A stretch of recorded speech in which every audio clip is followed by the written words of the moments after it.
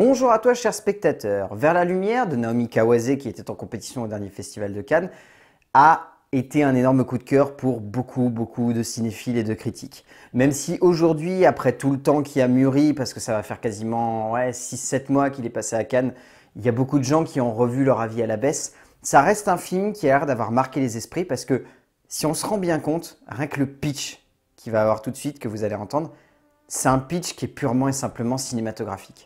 Le résumé pour faire simple du coup, Misako est une jeune femme qui aime décrire ce qui l'entoure. Normal puisque son travail est d'écrire des vidéos descriptions pour des réalisateurs japonais.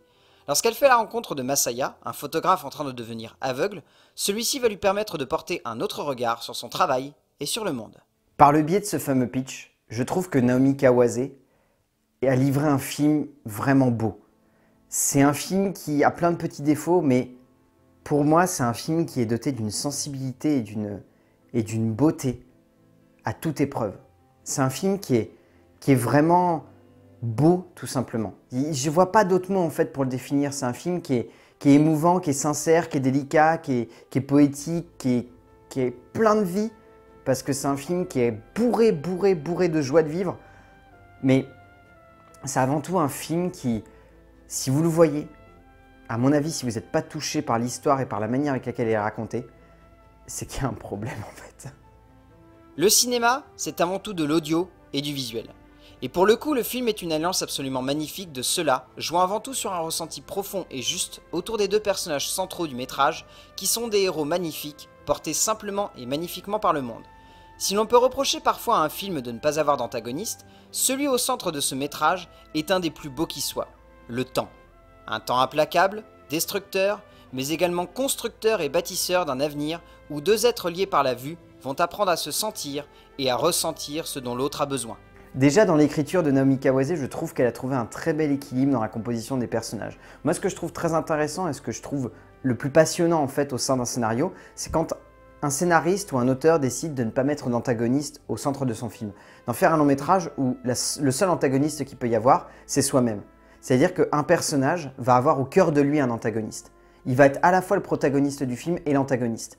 Là, ce qui est encore plus intéressant, et c'est là que je trouve le film fascinant, c'est qu'on peut presque voir dans ce film une protagoniste qui va tenter de séduire un antagoniste, ou un antagoniste qui va être charmé par une protagoniste et qui va essayer de la comprendre pour devenir lui-même un protagoniste et ne plus rester dans son carcan d'antagoniste. À partir de là, je trouve que le scénario de Kawase est d'une beauté absolument folle. Au-delà de l'univers dans lequel elle décide de centrer son film, au-delà de la manière avec laquelle elle décide de développer les personnages, de leur donner un background, de créer une espèce d'ambivalence dans le rapport qu'ils vont avoir, au-delà de ça, au-delà de tout ça, c'est la manière avec laquelle elle choisit de développer ces personnages et de les contextualiser dans notre société et dans le monde dans lequel ils vivent, qu'elle réussit à créer quelque chose de fort. De par une écriture jouant avant tout sur le ressenti d'un spectateur profondément touché par le parcours et l'émotion qui se dégagent de ces deux personnages, Kawase parvient à créer quelque chose de fort au sein de son métrage et de la composition des sensations et de l'intensité du récit, et c'est de par cela que le film évoque plus que simplement une fraction d'émotion.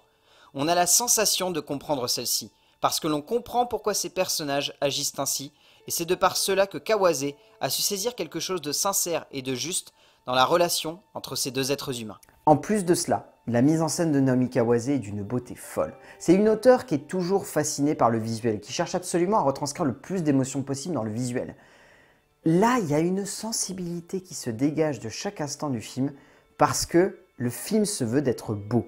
Le film se veut d'être beau pour qu'en fait il soit en adéquation avec le propos central du métrage, qui est de mettre en valeur des personnages qui sont soit en train de perdre la vue, soit dans l'obligation de devoir décrire ce qu'ils voient à d'autres qui ne peuvent pas voir. À partir de là, du coup, le film gagne en vrai intérêt, parce qu'en plus, au-delà de ça, le film a une voix off, mais une voix off qui n'est pas utilisée comme d'habitude au cinéma.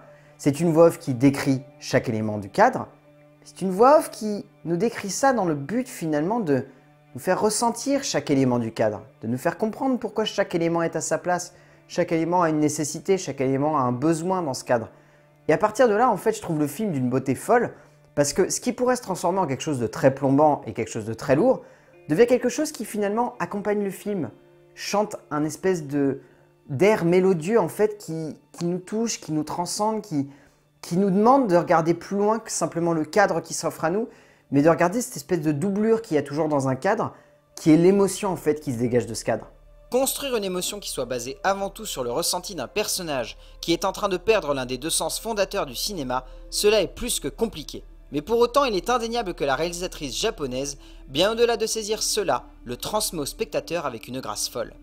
Douceur, tendresse, amertume d'une franchise qui donne lieu à une transmission de ressenti qui permet au film de gagner en efficacité et en justesse, la relation qu'elle crée entre les différents personnages permet à ce film d'être bien plus qu'un simple instant de cinéma, mais d'être la cristallisation d'une sensation proche d'une relation vécue par le spectateur. Et puis le casting, que dire, le casting est vraiment d'une beauté folle. On retient surtout Kazuko Shirakawa et Tatsuya Fuji, qui sont deux acteurs qui sont des monuments du cinéma japonais, qui ici sont vraiment très bons, mais il faut bien avouer que Masatoshi Nagase et Hayao Miyazaki, c'est deux acteurs qui sont flamboyants et qui envoûtent littéralement chaque instant de pellicule de ce métrage.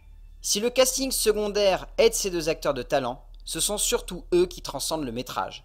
Nagase proposant une interprétation à fleur de peau d'un personnage attachant, et Misaki portant avec grâce un personnage émouvant et sincère, comme c'est rarement visible au cinéma. Au bout du compte, Vers la lumière, c'est un film d'une grande beauté, d'une grande sensibilité, d'une grande douceur.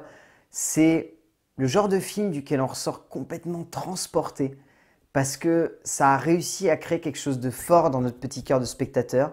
C'est un film qui va, au-delà de simplement nous raconter une romance, c'est un film qui nous raconte une romance purement et simplement ancrée dans le cinéma, mais presque dans la fabrication du cinéma, et pas uniquement dans la manière de créer du cinéma, dans la manière de mettre en scène le cinéma. C'est un film qui est juste magnifique, et si vous avez l'occasion de voir Vers la lumière de Naomi Kawase, je vous le conseille parce que c'est un film d'une grande beauté, et c'est un film qui est terriblement émouvant et duquel on ne ressort pas insensible.